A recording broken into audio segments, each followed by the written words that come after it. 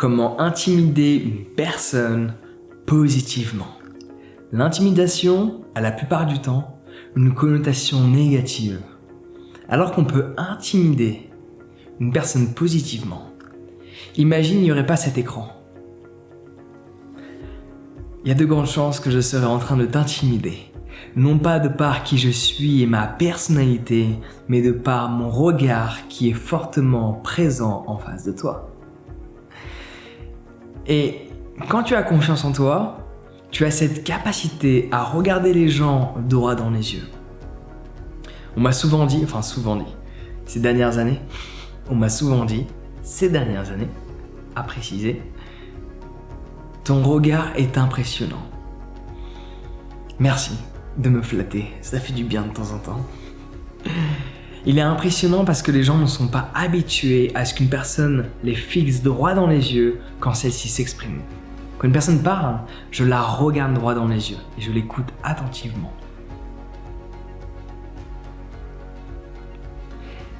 Et ce regard-là intimide positivement.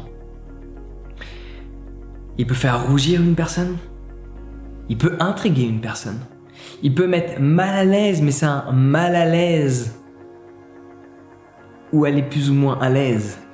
Parce que c'est un mal à l'aise de par le fait qu'elle te valorise énormément par rapport à qui tu es. Donc c'est un mal à l'aise, pas qui la minimise. C'est un malaise qu'elle-même crée parce qu'elle te valorise. C'est exactement ça qui se passe. Donc oui, tu peux intimider positivement. C'est une intimidation qui permet de créer une connexion aussi. La personne peut se sentir gênée, mais souviens-toi la dernière fois qu'une personne t'a regardé droit dans les yeux fixement, que tu trouvais relativement beau ou belle, et que cette personne t'a vraiment regardé droit dans les yeux, tu te sentais peut-être intimidé, tu voulais pas trop regarder, mais tu te sentais aussi valorisé, de par le fait que cette personne que tu admires physiquement ou intérieurement par rapport à aux échanges que tu as eus avec celle-ci, tu te sens valorisé du fait que celle-ci porte de l'intérêt sur toi du par le fait qu'elle te regarde. Donc oui, tu te sens intimidé. Oui, tu valorises cette personne en étant intimidé qu'elle te regarde.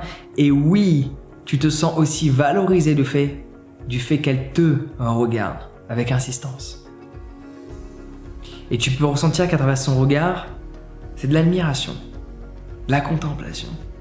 Elle n'est pas là à te juger, ni à te critiquer, ni à se dire « Mais qu'est-ce que c'est que cette personne-là » Juste elle te regarde avec admiration et insistance. Et ça crée une intimidation positive. Dis-moi si tu es d'accord avec moi dans les commentaires. Partage-moi ton avis si tu l'as déjà vécu. Bien sûr, je tiens à le préciser, je ne parle pas du fait qu'une personne regarde avec insistance en mode avec des expressions du visage assez négatives. Non, je parle vraiment regarder avec insistance une personne droit dans les yeux